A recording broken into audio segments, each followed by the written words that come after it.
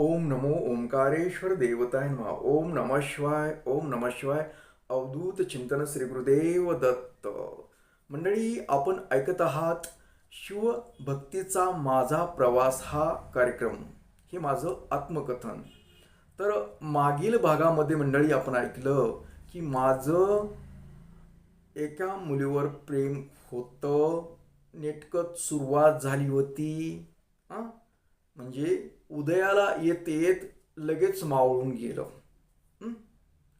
आणि मी भयानक टेन्शनमध्ये आलो. कारण नेटकंच ओट्यावर जांभळ ठेवता ठेवता कुणीतरी काढून घेतं. तसा प्रकार माझ्या बाबतीत झाला. मी खूप तणावामध्ये चाललो. म्हणजे विचार करायलो, अरे माझ्याकडून काय चुकलं, काय नेमकं. हं? असं म्हणजे वेगवेगळे, आता शेवटी माणूस आहे ना, मला विचार येत होते. असेच दिवस जात होते. थोडं थोडं मी बाहेर पडत होतो. पण माझ्या मनामध्ये जी तळमळ होती, त्या व्यक्तीनं आपल्याला का बरं असं करावं. हं? तीच आपल्याकडे आली, तिनंच होऊन प्रेम व्यक्त केलं. हं? आणि तिनंच काढून घेतलं. हं? हे मनाला खूप लागलं. खूप लागलं. आणि सगळं दिवसभर जरी कामात झालं तर संध्याकाळी झोपल्यानंतर मला विचार येत राहायला लागले. भयानक विचार यायला लागले. हं? काय लोक आहेत म्हटलं. तुला असं करायचं होतं तर तू अगोदर कशाला ह्या भानगडीत पडलीस. एक मला वाटायला म्हणजे त्या व्यक्तीविषयी तिरस्कार थोडासा निर्माण होत राहिला. विनाकारण माझं मानसिक संतुलन बिघडून टाकलं. आपण काय पाप केलं, आपल्याकडून काय चुकलं. ठीक आहे, आपल्या नशिबात नाही आहे, मान्य आहे. परंतु समोरच्यानं आपलं का असं करावं, आपल्याला का असा त्रास द्यावा, हा विचार येत राहिला माझ्या मनामध्ये. आणि विचारामध्ये काय होतं, मग ती विचार यायला की जप करणे. हं? मंत्र जप आपलं करत आपलं विचार यायला की आपण त्याच्यामध्ये मन रमवण्याचा प्रयत्न. मला एकच लहानपणापासून एकच सुचलेलं होतं की ज्या वेळेस तणावामध्ये मी जाईल, टेन्शन येईल, त्यावेळेस मंत्र जप करणे. ओम नमः शिवाय नमः.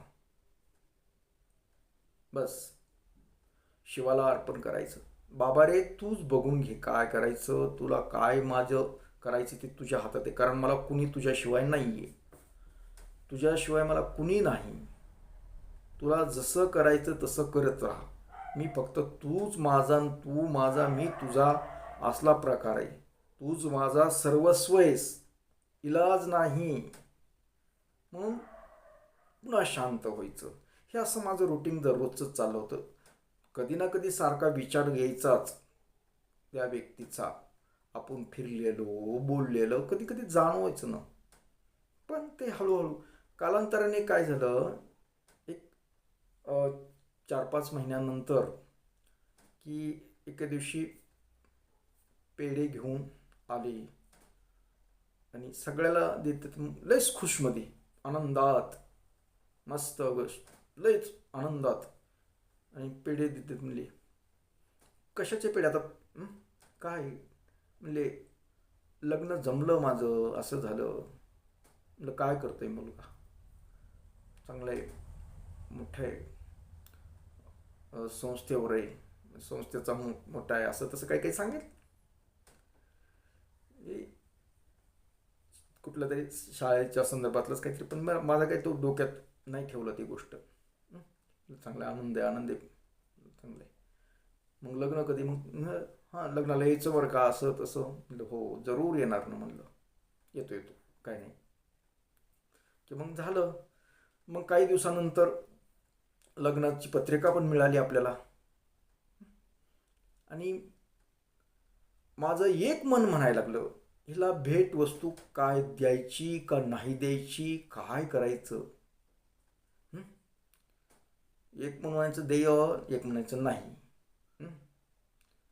आणि आपण बी आपली गरिबीत दाखवायला पाहिजे. आपण भेटवस्तू दिली तर आपण पैसेवालेत, त्याच्यामुळे असं वाटायचं. आणि एवढा तो दिवस उजळला लग्नाचा. आम्ही तसं तर मला अगोदरच सांगितलं की 1 दिवसानं अगोदर या तिथं काम करू लागा, असं तसं. वारे वा म्हटलं. पण मी काय गेलो ना, मी लग्ना दिवशीच गेलो लग्नाच्या टायमिंगमध्ये. आणि गेलो. मग म्हणलं आलो, एवढंच केलं मी, हातात काहीच नेलं नाही. कुठलं न्यायचं म्हणलं, आपण गरीब आहेत, आपल्याला त्यांनी गरीब, आपण एक भिक्षुक आहे असं दाखवून दिलं ना, मग ह्यांना कशाला भेटवस्तू द्यायची या. आपण पैशावाले नाहीत ना, म्हणून तर आपण टळलं नाही ही गोष्ट. आपण पैशावाले असतो तर आपल्याला हे प्रकार झाला नसता ना. मग आपलं काय नाही, आलतो लग्नाला, म्हणजे कळावं फक्त लग्नाला आलो होतो, एवढंच दाखवायचं होतं बस.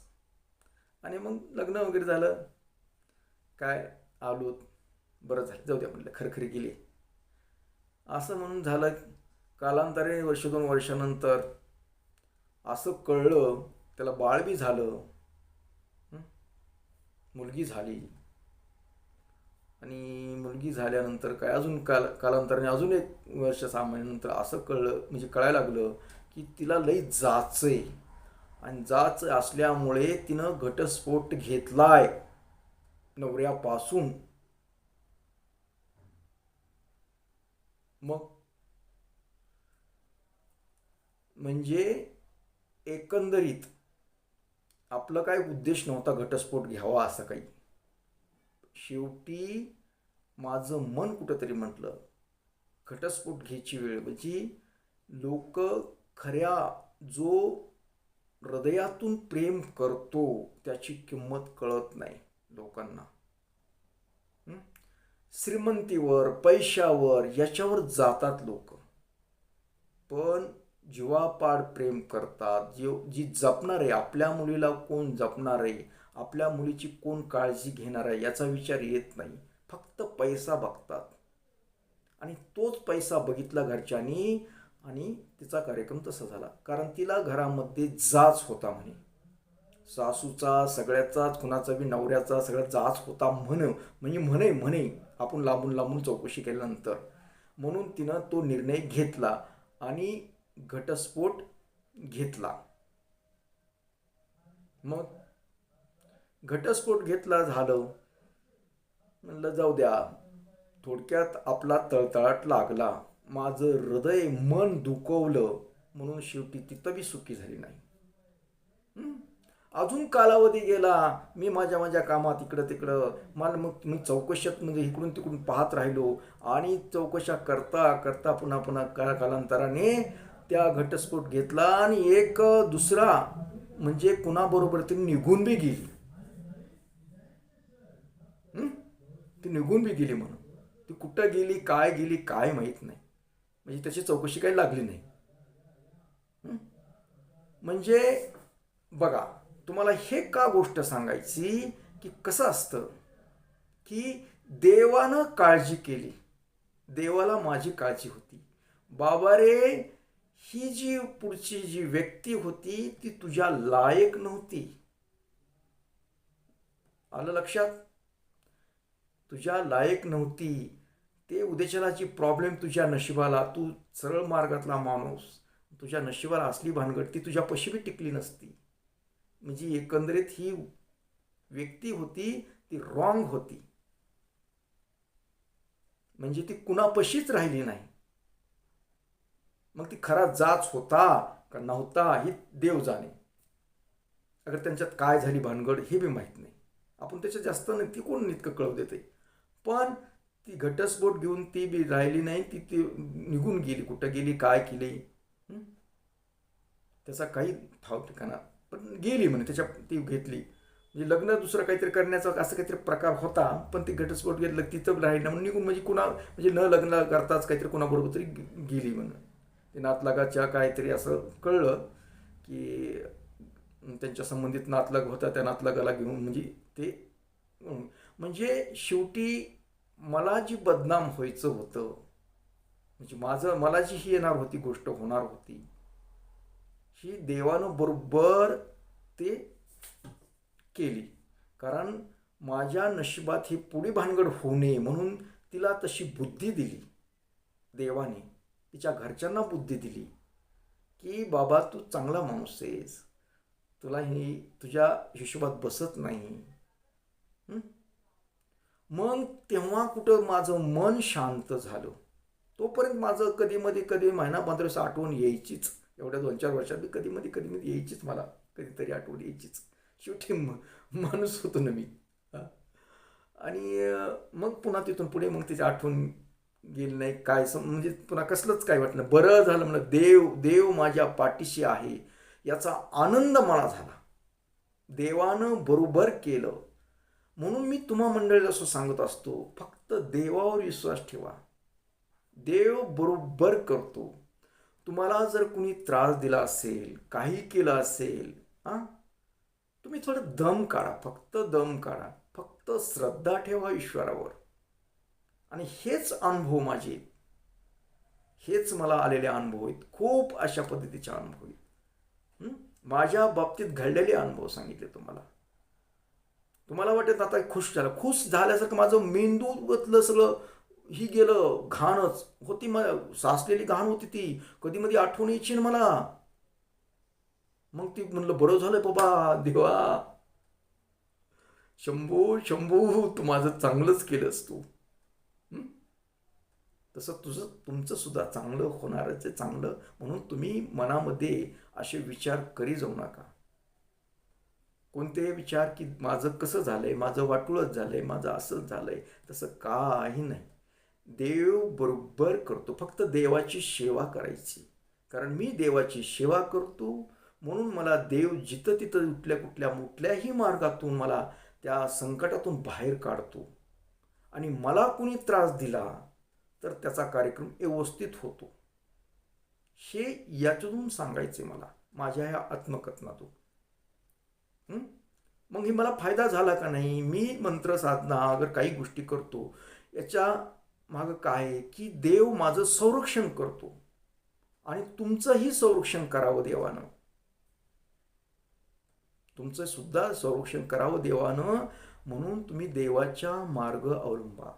तुम्ही प्रापंचिक जीवन जगा, चांगलं जगा त्याच्याबद्दल, पण देवावर विश्वास ठेवून जगत राहा. कारण देवाचं कार्य केल्यानंतर, देवाची पूजा मंत्र जप केल्यानंतर तुम्हाला काही होत नाही. जरी अडचण आली तरी देव त्यातून मार्ग काढतो आणि तुम्हाला बाहेर काढतो त्या घाणीतून. ही मला काढलेला प्रकार ही मी तुम्हाला माझ्या आत्मकथनामध्ये सांगतोय.